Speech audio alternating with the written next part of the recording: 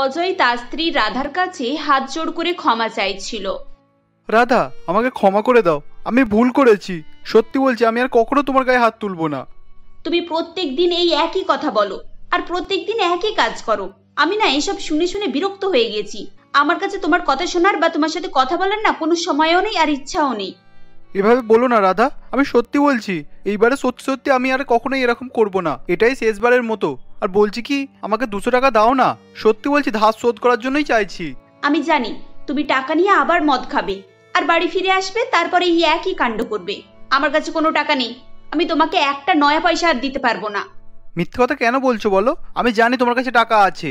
এবারে না হয় টাকাটা দিয়ে দাও, আমি আর কোনোদিন মদের দোকানে যাব না। এভাবেই অজয় বারবার রাধার কাছে টাকা চায় এবং তার ভুলের জন্য ক্ষমা চায়। এটা অজয়ের প্রত্যেক দিনকার রুটিন ছিল। প্রত্যেকদিন সে সকালবেলা রাধার কাছ থেকে টাকা নিয়ে যেত এবং সারাদিন বন্ধুদের সঙ্গে জুয়া খেলে মদ খেয়ে সন্ধ্যাবেলা বাড়ি ফিরত এবং ফিরে রাধাকে এবং তার ছোট মেয়ে সুমিকে মারধর করত। বছরের পর বছর একই ঘটনা ঘটতে থাকে। রাধা কষ্ট করে এক ধনী ব্যক্তিদের জমিতে চাষবাসের কাজ করত, তাই দিয়ে তার সংসার চলত। স্বামীর সুখ সে কোনোদিনও পায়নি। সেদিন রাধা অজয়কে টাকা দেবে না বলে পুরোপুরি ঠিক করে নিয়েছিল, কিন্তু অজয় তো ছাড়বার পাত্র নয়। সে বারবার তাকে টাকার জন্য বলতে থাকে। এমন সময় অজয়ের বোন নন্দিনী নিজের ছেলে বুবাইকে সঙ্গে নিয়ে দামি গাড়ি থেকে নামে এবং ভাইয়ের ঘরে ঢুকে বলে, এসব কি দাদা, তুই তো কটা টাকার জন্য ওর পায়ে পড়ে যাচ্ছিস দেখছি। ক টাকা দরকার বল, আমি দিচ্ছি। দিদি, ব্যাপারটা শুধু টাকার নয়। তোমার দাদা টাকাগুলোকে নিয়ে কি করে তুমি ভালো করেই জানো। মাঝে মাঝে তুমি এসে নিজের দাদাকে আশকারা দিচ্ছ, এগুলো কিন্তু ঠিক না। তোমার কাছ থেকে টাকা পেয়ে সে নিজেকে রাজা মনে করে আর আমাদের নিজের চাকর। তোমার জন্যই আমাদের সংসারের এই দশা হচ্ছে। রাধার এই কথা শুনে নন্দিনী তেলে বেগুনে জ্বলে বলে, দেখলি তো দাদা তোর বইয়ের মুখের কথা। আমি তোকে 2 টাকা দিই বলে আমাকে কিভাবে কথা শোনালো, আর তুই দাঁড়িয়ে দাঁড়িয়ে তোর বোনের এই অপমান সহ্য করবি? সহ্য করবে না কেন? ভুলকে ভুল বলবে না তো কি ঠিক বলবে? এই চুপ কর। তোর সাহস কি করে হলো যে তুই আমার বোনের মুখের উপর তর্ক করিস? ভিখারির মেয়ে কোথাকার! তোর বাপ কি দিয়ে পাঠিয়েছে শুনি যে এত বড় বড় কথা বলছিস? খবরদার বলছি, আমার বোনের বিরুদ্ধে তোর মুখ থেকে যেন না আর একটা কোনো কথা শুনি। এতক্ষণ তো টাকার জন্য আমার পায়ে পড়তে যাচ্ছিলে, আর বোন যে এসে টাকা দিল অমনি গলার তেজ বেড়ে গেল। ছি ছি ছি দাদা, তোকে তো যাচ্ছে তাই ভাবে অপমান করছে, আর তুই দাঁড়িয়ে দাঁড়িয়ে সব সহ্য করছিস? কিরকম মানুষ রে তুই! ব্যাস, বোনের এই কথা শুনে দাদার মাথা আরো গরম হয়ে যায় এবং সে রাধাকে মারধর শুরু করে। মার খেতে খেতে রাধা নিজেকে বাঁচানোর চেষ্টা করে, কিন্তু পারে না। এদিকে সুমি তার মাকে বাঁচানোর জন্য এগিয়ে যায়, কিন্তু নন্দিনী তাকে ধরে ফেলে। অজয় মারতে মারতে রাধার মাথা ফাটিয়ে দেয়। আঘাত পেয়ে রাধা মেঝেতে লুটিয়ে পড়ে। তখন 2 ভাই বোন সেখান থেকে চলে যায়। সুমি ছুটে গিয়ে তার মাকে তুলে বসায় আর বলে, ও মা, তোমার মাথা ফেটে গেছে তো, কত রক্ত বেরোচ্ছে দেখো। মা, আমার সাথে কথা বলো না। দাঁড়াও, আমি এক্ষুনি রিনা কাকিমাকে ডেকে আনছি। এই বলে সুমি পাশের বাড়ি থেকে কাকিমাকে ডেকে আনে। রিনা ধরাধরি করে রাধাকে হাসপাতালে নিয়ে যায়। সেখানে তার মাথায় স্টিচ করানো হয়। এরপর ওষুধপত্র নিয়ে বাড়ি ফিরে আসে তারা। রিনা রাধাকে বলে, আচ্ছা দিদি, তুমি আর কতদিন এসব সহ্য করবে বলো তো? তুমি কেন এখানে পড়ে রয়েছো? এখনো বুঝতে পারছো না? অজয় দা কখনোই পাল্টাবে না, কারণ যখনই সে ভালো হবার চেষ্টা করে তখন তার বোন এসে তাকে আবার বিগড়ে দিয়ে চলে যায়। দিদি যে কি চায় আমি কিছুই তো বুঝতে পারি না। কেন যে বারবার এসে এরকম ঝামেলা বাঁধায়, আর এ থেকে সে কি পায়? নিজের দাদার সংসার ভেঙে কি এমন পাবে সে? নন্দিনী কেমন মেয়ে আমরা খুব ভালো করেই জানি। নিজের টাকা পয়সার অহংকারে ও একেবারে অন্ধ হয়ে আছে। তোমাদের সংসারের ভালো ও কখনোই হতে দেবে না। এখনো সময় আছে, মেয়েটাকে নিয়ে কোথাও চলে যাও, অন্তত প্রাণে বেঁচে যাবে তো। যা শুরু করেছে এ 2 দিন পরে তোমাকে মেরেই ফেলবে। কোথায় যাবো গো দিদি? বাপের বাড়িতে 2 ভাই সারাক্ষণ জায়গা জমি নিয়ে ঝামেলা বেঁধে রাখে। বৌদিরা তো একে অপরের প্রাণের শত্রু। ওখানে আমার কোনো ঠাঁই নেই। আমার কাছে এমন টাকা পয়সাও নেই যে আমি কোথাও গিয়ে থাকতে পারবো। আমাকে এখানেই মরতে হবে গো, এছাড়া যে আমার আর কোনো উপায় নেই। এভাবেই রাধার জীবন দিনকে দিন দুর্বিষহ হয়ে উঠছিল। এর মাঝে হঠাৎ একদিন খবর আসে অজয় মদ খেয়ে বাড়ি ফিরছিল এবং একটি ট্রাক তাকে ধাক্কা দিয়ে পিষে ফেলে। রাধা বিধবা হয়ে যায়। নন্দিনী বৌদির কাছে এসে এর জন্য নানান রকম কথা শোনায়। আজকে তোমার জন্য আমি আমার দাদাকে হারালাম, তুমি তো দিন রাত আমার দাদাকে অভিশাপ দিতে। তুমি আমার দাদাকে শেষ করে দিয়েছো। রাক্ষসী ডাইনি, যেদিন থেকে আমাদের পরিবারে এসেছো সেদিন থেকে অশান্তি বাঁধিয়ে রেখেছো। এইবার রাধা তাকে আর একটাও উত্তর দেয় না, কারণ তার জীবনে এত বড় ঘটনা তাকে একেবারে নির্বাক করে দিয়েছিল। কয়েক মাস পর ধীরে ধীরে সবকিছু স্বাভাবিক হতে শুরু করে। রাধা আবার মাঠে চাষবাস করে এবং কড়াইশুঁটির ফসল বোনে। ফসল যখন প্রায় তোলার সময় হয়ে আসে, এমন সময় খুব বৃষ্টি নামে। রাধা বস্তায় করে কড়াইশুঁটি নিয়ে মালিকের বাড়িতে হাজির হয় এবং বাড়ির কর্ত্রী মোহনা দেবীকে বলেন, কাকিমা, এবারে খুব বৃষ্টি নেমেছে, কড়াইশুঁটিগুলো তাড়াতাড়ির মধ্যে তুলে নিতে হবে। আজকে এতটাই তুলতে পারলাম, কোথায় রাখবো? রাধা, তুই এসেছিস, খুব ভালো হয়েছে। আমি এক্ষুনি ভাবছিলাম বিশুকে পাঠিয়ে তোকে ডেকে পাঠাবো। কেন মাসিমা, আমাকে কিছু দরকার নাকি? আর আপনারা এইভাবে সবাই তৈরি হয়ে কোথাও বেরোচ্ছেন? হ্যাঁ রে, আসলে তোর কাকা বাবু ট্রান্সফার হয়ে গেছে, আমরা সবাই সেখানেই চলে যাব। এখানকার সব জায়গা বাড়ি কেয়ারটেকার দেখাশোনা করবে। ও আচ্ছা, আর চাষের জমিও কি কেয়ারটেকার দেখাশোনা করবে? মানে এরপর থেকে আর কি চাষ হবে না কাকিমা? তোর জমিটুকু বাদে বাকি সব আমি কেয়ারটেকারদেরকে দায়িত্বে দিয়ে দিয়েছি। তোকে যে জমিটা চাষ করতে দিয়েছি ওটা তুই চাষ করবি, যা ফসল হবে তুই নিবি। আমাকে ভাগে টাকা পাঠানোর কোনো দরকার নেই। তুই সংসারে কি হচ্ছে না হচ্ছে আমি সব খবর রাখি, তাই তুই নিশ্চিন্তে ওখানে চাষ কর। মোহনা দেবীর কথা শুনে রাধার চোখে জল চলে আসে এবং সে হাত জোড়ো করে বলে, ধন্যবাদ কাকিমা, তুমি সত্যি সত্যি আমার উপর অনেক বড় দয়া করলে। তুমি চলে যাচ্ছ শুনে তো আমি মাথায় হাত দিয়ে বসেছিলাম। আরে বাবা, অত চিন্তা করিস না, তুই নিশ্চিন্তে চাষবাস কর আর ফসল ফলা। আর শোন, এই কড়াইশুঁটিটা তুই নিয়ে যা, বাজারে বিক্রি করে যা টাকা হয় তা থেকে তোর মেয়েটাকে কিছু কিনে দিস। আজকের পর থেকে পুরোটাই তুই নিবি, কেমন? রাধা মনে মনে অনেক নিশ্চিন্ত হয় এবং খুশি মনে বাড়ি ফিরে আসে। বাড়িতে প্রবেশ করে সে দেখে বৃষ্টির জলে সারা বাড়ি ভরে গেছে এবং তার মেয়ে এক কোণে ভয়ে গুটিসুটি দিয়ে দাঁড়িয়ে আছে। কি হলো সোনা, তুমি ওভাবে ওখানে দাঁড়িয়ে আছো কেন? এদিকে এসো। দেখো না মা, চারিদিকে জল ভরে গেছে, এবার কি হবে? বাড়িটার ছাদটাও নষ্ট হয়ে গেছে, ওটা মেরামত করাতে হবে। আমার কাছে তো এখন টাকা পয়সা নেই। উপরওয়ালা যখন আমাদের টাকা পয়সা দেবে তখন আমরা বাড়ি মেরামত করে নেব, তখন আর জল পড়বে না। মা, উপরওয়ালা কখন আমাদের টাকা পয়সা দেবে? আজকে দেবে? রাধা মেয়েকে কাছে টেনে নিয়ে আদর করে বলে, যখন তুমি সত্যি সত্যি মন থেকে উপরওয়ালার কাছে কিছু চাইবে তখন উপরওয়ালা তোমাকে সেই সব কিছু দেবে, কেমন? তাহলে আমি এক্ষুনি চাইবো, এক্ষুনি যেন আমাদের সব ঠিক হয়ে যায়। মেয়ের কথা শুনে রাধা হেসে ফেলে। ঠিক এমন সময় রাধার ননদ নন্দিনী তার দামি গাড়িতে করে ছেলেকে নিয়ে সেখানে এসে উপস্থিত হয়। এরপর মা মেয়ের হাসি শুনে নন্দিনী বলে, ও বাবা, এখানে তো দেখছি হাসির ফোয়ারা ছুটেছে। তোমাদের কি করে লটারি লেগেছে নাকি? এত হাসির কিসে শুনি? লটারি লাগেনি দিদি, আসলে মালকিন তার চাষের জমিটা আমাকে কয়েক বছরের জন্য চাষ করতে দিয়েছে, এই জন্যই আমার মনটা আজ খুব ভালো। ওইটুকু চাষের জমির জন্য এত হাসি? কড়াইশুঁটির কতদিনের ফসল, কয়েক মাস পরে তুমি কিসের চাষ করবে শুনি? শোনো, এইসব না করে তুমি আমার সঙ্গে আমাদের বাড়িতে চলো। আমার বাড়িতে কাজের লোকের খুব অভাব। আজকালকার মেয়েরা ঠিকভাবে কাজ করতেই চায় না, টাকা নেওয়ার বেলায় সবাই ছুটে আসে। সেই টাকা আমি তোমাকে দেব, তুমি সারাদিন আমার বাড়িতে কাজ করবে আর ফ্রিতে খাবে। তুমি কাজের লোক পাওনি বলে আমাকে ডাকার জন্য এসেছো? তোমার মুখ দেখার জন্য তো আমি এখানে আসিনি। মামা, তুমি মামির সঙ্গে ঝগড়া করতে এসেছো নাকি? সব সময় দেখেছি তুমি যখনই আসো তখনই মামির সঙ্গে ঝগড়া করো। মামিমা, তুমি তোমার হাতের পরোটা তৈরি করে দেবে? তোমার মতো পরোটা কেউই তৈরি করতে পারে না। এই জন্যই কি তুই সকাল থেকে জেদ করছিলি সেখানে আসার জন্য? সারাক্ষণ খালি কড়াইশুঁটির পরোটা আর কড়াইশুঁটির পরোটা। কি আছে রে এই পরোটায়? আমি তো তোকে কতবার করে দিয়েছি, প্রত্যেকবারে তুই একটুখানি খেয়ে ফেলে রেখে দিস। ফেলে রেখে দাও, কারণ তুমি মামিমার মতো করতেই পারো না। মামিমার হাতের খাবার কত টেস্টি, আর পরোটা তো সুপার টেস্টি। আচ্ছা বাবলু সোনা, তুমি একটু বসো, আমি চটপট করে তোমার জন্য পরোটা তৈরি করে দিচ্ছি। এরপর রাধা তাড়াতাড়ি করে বাবলুর জন্য পরোটা করে দেয়। পরোটা খেয়ে বাবলু তার মামিমার প্রশংসা করতে থাকে। মামিমা দুটো পরোটার সঙ্গে বেঁধেও দেয়। মামিমা, তুমি বাবার মতো একটা রেস্টুরেন্ট খোলো যেখানে শুধু কড়াইশুঁটির পরোটা তৈরি করবে। সত্যি বলছি, তোমার অনেক বেশি সেল হবে আর অনেক টাকাও হয়ে যাবে। চুপ কর বাবলু, যখন যা পারিস তাই বকে যাস। যাওয়ার সময় নন্দিনী আবারও বলে, আমার অফারটা ভালো করে ভেবে দেখো, এখানে তোমাকে ভাড়া দিতে হয়। তুমি আমার বাড়িতে কাজ করলে তোমার থাকাটাও ফ্রি হবে, তোমার মেয়েও তোমার সঙ্গেই থাকবে। কিছুদিন যা, ওর বিয়েটাও না হয় আমি দিয়ে দেব। দিদি, আমি কষ্ট করে সংসার চালাচ্ছি যখন, তখন আমার মেয়ের বিয়েটাও আমি দিতে পারবো। তোমাকে ওর বিয়ে দিতে হবে না গো, আর ওর বিয়ে নিয়ে তোমাকে চিন্তাও করতে হবে না। আরে বাবা, আজ আমার দাদা বেঁচে থাকলে আমি কি আর এত চিন্তা করতাম? তোমার দাদা বেঁচে থাকলে তখনও তো চিন্তার বিষয় ছিল, কারণ সে বেঁচে থাকাকালীন তো কোনো ভালো কাজ হতে দেয়নি। তখনও যেমন আমাকে একাকে পরিশ্রম করে সংসার চালাতে হতো, এখনো তেমনিই করতে হচ্ছে। তবে মানসিকভাবে আমি অনেক শান্তিতে আছি, আর তুমি এই শান্তির পরিবেশে না আর বিষ মিশিও না।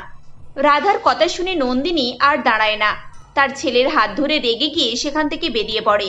তারা চলে যাবার পর সুমি রাধাকে বলে, মা, বাবলু দাদা ঠিকই বলেছে, তুমিও যদি পিসেমশাইয়ের মতো একটা বড় রেস্টুরেন্ট করো তাহলে তো অনেক টাকা হবে গো, আর আমাদের বাড়ির ছাদটাও মেরামত হয়ে যাবে।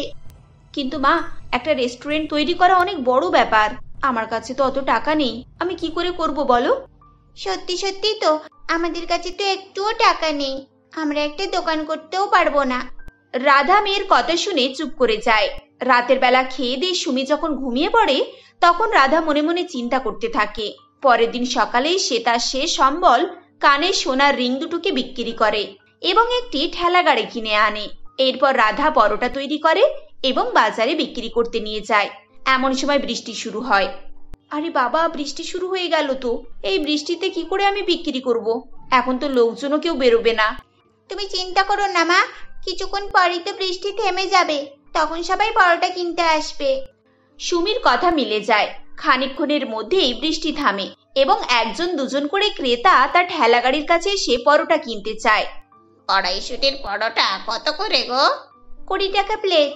ঠিক আছে, আমাকে 2 প্লেট করে দাও, আর 1 প্লেট আমার ছেলের জন্য দিয়ে দাও, এখানে দাঁড়িয়ে খাবে। কড়াইশুটির পরোটা কত করে? এভাবেই একটা দুটো করে খদ্দের বাড়তেই থাকে। দুপুর নাগাদ তাদের সমস্ত পরোটা বিক্রি হয়ে যায়। দু মামের আনন্দের সীমা থাকে না। এভাবেই বাজার করতে আসা সবাই তাদের দোকানের পরোটা খায়। এমনকি বাজারে সবজি বিক্রেতারাও তার কাছে এসে পরোটা কিনে খায়। দেখতে দেখতে কিছুদিনের মধ্যেই সুমি ও রাধা বেশ নামকরা দোকানদার হয়ে ওঠে। বিশেষ করে বাচ্চা মেয়ের জন্য সবাই এক ডাকেই তাদের দোকানটিকে চিনে ফেলে। কয়েক মাস পর তাদের দোকানে একটি বড় হোটেলের মালিক আসে আর বলে, আচ্ছা, বলছিলাম আপনাদের দোকানে এই ছোট মেয়েটার নাম কি সুমি? এর নামে তো আপনাদের দোকানটা বেশ ফেমাস হয়ে গেছে, সবার মুখে তো একটাই কথা শুনছি, সুমির কড়াই পরোটার দোকান। হ্যাঁ হ্যাঁ বাবু, এই আমার মেয়ে। এই দোকানটা করতে ও আমাকে অনেক ভরসা দিয়েছে, ওর জন্যই তো আমি এই ব্যবসাটাতে নামতে পেরেছি। বাহ বাহ, খুব ভালো, এরকম সাহসী মেয়ে পাওয়া তো খুবই ভাগ্যের ব্যাপার। আচ্ছা, প্রথমে আমাকে 1 প্লেট পরোটা দিন তো, আগে পরোটা খাবো, তারপরেই আমি কিছু কথা বলতে চাই। পরোটা খেয়ে মালিক খুবই প্রশংসা করে আর বলে, আমি আপনাদের খাবারে যতটা প্রশংসা শুনেছি তার থেকে অনেক গুণ ভালো। এবারে আমি আসল কথায় আসতে চাই। আসলে আমি একটা বড় হোটেলের মালিক, আমার হোটেলে মেন আকর্ষণ হচ্ছে পরোটা। কিন্তু রাঁধুনি গত 1 মাস থেকে অসুস্থ, সে আর ভালো করে কাজেও ফিরে আসতে পারছে না। আমি অন্য রাঁধুনিকেও রেখে দেখেছি, কিন্তু তাতে করে আমার দোকানের সুনামটাই খারাপ হয়ে যাচ্ছে। এই এত বড় বিজনেসটা করে এত সহজে আমি ডুবে যেতে দিতে পারবো না। তাই আমি চাই আপনি যদি আমার হোটেলে কাজ করেন। কিন্তু বাবু, আমি এখানে পরোটা বিক্রি করে যে টাকা রোজগার করছি, আপনার কাছে তো আমি অতটা মাইনে পাবো না, তাতে আমার লাভই হবে না। হ্যাঁ, বিষয়টা আমি ভেবে দেখেছি, সেজন্য আমার কাছে একটা ভালো অফারও আছে। আপনি আমার হোটেলে পার্টনার হিসাবে কাজ করুন। ব্যবসার যা উন্নতি হবে তা দুজনেরই অংশে পড়বে, এতে করে আপনার টাকার অংশটাও বেশি করে পাবেন। রাধা এত বড় সুযোগ হাতছাড়া করতে চাইছিল না, তাই সে মালিকের প্রস্তাবে রাজি হয়ে যায় এবং তার সঙ্গে তার হোটেলের ব্যবসাও শুরু করে। কিছুদিনের মধ্যেই হোটেলের ব্যবসা দারুণভাবে দাঁড়িয়ে যায় এবং আগের থেকে অনেক বেশি লাভ মালিক দেখতে পায়। রাধারও ইনকাম অনেক গুণ বেশি বেড়ে যায়। এভাবেই রাধার জীবনের চাকা ঘুরে যায়। তার মেয়েও ভালো স্কুলে ভর্তি হয় এবং পড়াশোনা করে প্রতিষ্ঠিত হয়। গরিব মা মেয়ে কড়াইশুটির পরোটা ব্যবসা থেকে আজ কোটিপতি হয়ে যায়। আরে বাহ, এই কাজলটা তো চোখে দারুণ মানিয়েছে, আর এমনিতেও মানাবে না কেন? আমি যে দেখতে অতটাই সুন্দরী, এখন কাজল না লাগলেও সুন্দরী থাকবো। হ্যাঁ। রূপা আয়নার সামনে বসে এভাবেই নিজে নিজের গুণগান করছিল। ঠিক সেই সময় ময়না দেবী সেখানে আসে ও সে বলে, এই শোন, তোর সাজাগোজা কমপ্লিট হলো? সেই কখন থেকে আমি ওদেরকে বাইরে বসিয়ে রেখেছি, দুবার চা খাওয়াও হয়ে গেল, এখন আমি ওদেরকে কি বলবো শুনি? আরে মা, যাই হোক একটা কিছু বলে দাও না, কারণ আমার এখন সাজতে বাকি আছে। আর তুমি তো জানো যে আমার নিজের পছন্দ না হলে আমি মেকআপ থেকেই উঠি না। হ্যাঁ তা জানি বই কি, কিন্তু এখন তুই ওদেরকে দেখতে যাচ্ছিস না ওরা তোকে দেখতে এসেছে? এখন তাড়াতাড়ি নে, না তো ওরা শেষে বিরক্ত হয়ে চলে যাবে। হ্যাঁ তা যাই যাক, এমনিতেও কেউ ওদেরকে ধরে রেখেছে, আর একটা গেলে আরো 4টে সম্বন্ধে চলে আসবে, যেখানে আমায় দেখতে ততটাই সুন্দর। হ্যাঁ হ্যাঁ, আর এনিওয়ে তুমি তো জানো মা যে পছন্দ ওরা করে না, পছন্দ আমি করি। এখন আমার পছন্দ না হলে আমি আবারও রিজেক্ট করব। আসলে রূপা ঠিকই বলছিল। রূপা করিমনগর গ্রামে তার মা ময়না দেবী ও বাবা দীনেশ বাবুর সঙ্গেই থাকতো। রূপাকে দেখতে খুবই সুন্দর ছিল, আর তাই সে আজ পর্যন্ত অনেক বিয়ের সম্বন্ধকেই রিজেক্ট করে দিয়েছিল। কিন্তু আজ তার ভাগ্যের চাকা পরিবর্তন হতে চলেছিল, কারণ আজ মৃণাল ও তার মা বসুন্ধরা দেবী সেখানে এসেছিল। এরপর রূপা মেকআপ শেষে ধীরে ধীরে সেখানে যায়। তখন মৃণালকে দেখে রূপারও তাকে পছন্দ হয়ে যায়, ও তাই তখন সে সংযত হয়েই কথা বলার চেষ্টা করে এবং চুপ হয়েই থাকে। ঠিক তখনই বসুন্ধরা দেবী বলে, আরে বাহ দিদি, আপনার মেয়েকে তো দেখতে খুবই সুন্দর। আমরা যতটা ভেবেছিলাম তার থেকেও অনেক বেশি সুন্দর। হ্যাঁ শাশুড়ি মা, আপনি ঠিকই বলছেন। আসলে আমারই ভুল হয়েছিল, কারণ আমি আপনাদেরকে আমার নর্মাল পিক দিয়েছিলাম। আর জানেন তো, সারাদিন যদি এও ফটো চাই তাহলে সেখানে আমি বা কি করব বলুন?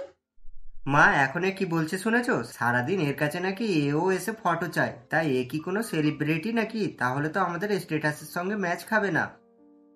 আরে বাবা তুই একটু চুপ কর, আমি সব কিছুই খুঁটিয়ে জিজ্ঞাসা করে নিচ্ছি। বৌমা সে না হয় ঠিক আছে, কিন্তু তোমার কাছ থেকে কারা যেন ফটো চায় সেই ব্যাপারটা তো ঠিক বুঝতে পারলাম না।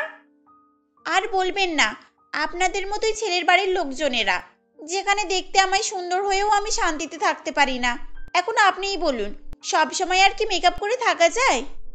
ও আচ্ছা বুঝলাম। তা বৌমা আজ থেকে তুমি আর মেকআপ না করলেও চলবে, কারণ আমরা তোমায় এমনিতেই পছন্দ করব। তা এই বিয়ে নিয়ে তোমার কোনো সমস্যা নেই তো? বসুন্ধরা দেবী এভাবেই বললে তখন রূপাও বিয়েতে সম্মতি দিয়ে দেয়। এরপর কয়েকদিনের মধ্যেই ধুমধাম করে তাদের বিয়ে সম্পন্ন হয়ে যায়। বসুন্ধরা দেবী তার 2 ছেলে অনিমেষ, মৃণাল ও বড় বৌমা নিকিতার সঙ্গেই থাকতো। নিকিতাকে দেখতে শ্যামলা বর্ণের ছিল, কিন্তু সে খুবই সংস্কারী ছিল। তাই বাড়িতেই নতুন বৌমা এসেছে দেখে নিকিতা বলে, মা আপনারা একটু দাঁড়ান, আমি ছোটকে বরণ করে নিই। এখন বাড়িতে নতুন বউ এসেছে, আর নতুন বউকে কেউ না নজর লাগিয়ে দেয়, তার জন্য কপালে চন্দন ফোঁটাটা লাগিয়ে দিই। এই বলে নিকিতা রূপার কপালে ফোঁটা লাগাতে যায়। তখন রূপা বলে, ও সেট, এগুলো কি করছো? এগুলো আমার সামনে থেকে সরাও, আমার এগুলো একেবারেই ভালো লাগে না। কিন্তু কেন রূপা?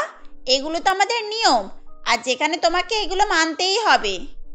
নো ওয়ে, আমি এগুলো মানি না। আর শোনো, এখন তোমার এই 1 টাকা চন্দনের ফোঁটার জন্য আমি আমার 5000 টাকা দামি ব্রাইডাল মেকআপ নষ্ট করতে পারবো না।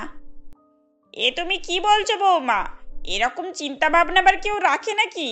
আর যেখানে নিয়ম আছে বলেই তো বড় বৌমা এখানে এসেছে। দেখুন মা, এইসব নিয়ম আপনার কুৎসিত দেখতে বৌমার জন্যই মানাবে। আমায় যেখানে দেখতে সুন্দর, এখন আমি টিকা লাগাই আর না লাগাই তাতে কোনো কিছু যায় আসে না। সেই লোক তো এসে আমায় নজর লাগাবেই। এখন আপনি কি বলছেন? আমি কি কোনো ভুল কথা বলেছি? রূপা এভাবেই বললে তখন সকলেই চুপ হয়ে যায়, কারণ রূপার এরকম উত্তরে তখন কারোরই কিছু বলার থাকে না। এরপর সে ঘরের মধ্যে চলে যায়। এভাবেই সেদিনটা কেটে যায়। পরের দিন সকাল 10টা পার হয়ে যায়, কিন্তু তখনও রূপা ঘুম থেকে ওঠে না। তাকে এরকম ঘুমাতে দেখে মৃণাল বলে, এই যে রূপা শুনছো, অনেকটাই বেলা হয়ে গেল, এখন তুমি ঘুম থেকে উঠে পড়ো, বাড়ির সকলেই উঠে পড়েছে। ও মৃণাল, আমায় এখন ঘুমাতে দাও। আমি এত সকালে কখনোই উঠি না, আর আমার ঘুম পূরণ না হলে আমার চোখের কোণে ব্ল্যাক স্পট পড়বে। তুমি এখন যাও তো, আমি ঘুমাবো। ধুর বাবা, এই বউকে নিয়ে যেন আর ভালো লাগছে না। এখন মা পছন্দ করে নিয়ে এসেছে, তাই মাকেই না হয় গিয়ে বলি। এই বলে মৃণাল বসুন্ধরা দেবীর কাছে যায়। ও গিয়ে তাকে রূপার বলা কথা শোনায়, যেটা শুনে বসুন্ধরা দেবী বলে, আচ্ছা রে বাবা ঠিক আছে, আমি গিয়ে ডাকছি। আর এই যে বড় বৌমা, তুমি ততক্ষণ রান্নার জোগাড়গুলো করো, আজ রূপার প্রথম রান্না। হ্যাঁ মা করছি, আপনি বরং ওকে ডেকে নিয়ে আসুন। তারা যখন কথাবার্তা বলছিল ঠিক তখনই সেখানে রূপা আসে। ও সে এসে বলে, থাক আর ডাকতে যেতে হবে না, আপনার ছেলে এর আগেই কানের কাছে চেঁচিয়ে আমার ঘুম ভেঙে দিয়েছে। ডিসগাস্টিং, এরকম সকালে ডাকা আমার একেবারেই পছন্দ নয়। আমার বাপের বাড়িতে এরকম কেউই করতো না। ও, তুমি মৃণালের কথা বলছো? আসলে ওর বাবার মতোই হয়েছে, ওর প্রতিদিন সকালে ঘুম থেকে ওঠা অভ্যেস। তা বৌমা, উঠেই যখন পড়েছো তাহলে যাও গিয়ে হাত মুখটা ধুয়ে নাও, কারণ আজ তোমার প্রথম রান্না, আর রান্না করে আমাদের সকলকে খাওয়াতে হবে। কি, আমি রান্না করব? কখনোই নয়, কারণ আপনার সামান্য রান্না করার জন্য আমি আমার নেল পলিশ নষ্ট করতে পারবো না। এখন কি খাবেন বলুন, আমি অনলাইনে অর্ডার করে দিচ্ছি, আর আপনি দেখবেন আমার তৈরি করা খাবারের থেকেও ভালো স্বাদ হবে। কিন্তু বৌমা, এভাবে বললে হয় না, এটা তোমাকেই করতে হবে, আর তোমার খাবার খেয়ে সকলেই তোমার গুণগান করবে। নিকিতাও যখন এই বাড়িতে প্রথম এসেছিল ও তখন রান্না করেছিল। আহ, নিকিতার রান্নার কি স্বাদ! দেখুন মা, আমি আগেও বলেছি এখনো বলছি, ওগুলো আপনার দেখতে খারাপ বৌমার আপনাদেরকে ইমপ্রেস করার জন্য ঠিক আছে। যেখানে আমায় দেখতে সুন্দর, এমনিও সকলে আমারই নাম করবে। এতক্ষণ পর্যন্ত মৃণাল চুপ করেই ছিল, কিন্তু রূপার মুখে বারবার এরকম অপমানজনক কথাবার্তা শুনে সে আর চুপ থাকতে পারে না। তাই সে তখন বলে, এই যে রূপা, তুমি একটু চুপ করো। আর তোমাকে দেখতে সুন্দর বলে যে তোমার সব কথাই মানতে হবে, এটা তোমার ভুল ধারণা। ও আচ্ছা, তাহলে কি করবে, আমায় ডিভোর্স দেবে? তাহলে এখনই দাও। আরে শোনো মৃণাল, তোমার মতো হাজারো ছেলেমেয়ে বিয়ে করার জন্য লাইনে দাঁড়িয়ে আছে। এখন তোমাকে আমার পছন্দ ছিল, তাই আমি বিয়ে করেছি। তুমি এরকম জানলে আমি তোমাকে কখনোই বিয়ে করতাম না। দেখো রূপা, তুমি প্লিজ এই কথা মুখে এনো না। আর এই যে মা, ওকে কোনো কাজের কথা বলতে হবে না, আমি তো আছি, এখন আমিই সব কাজ করে নেব।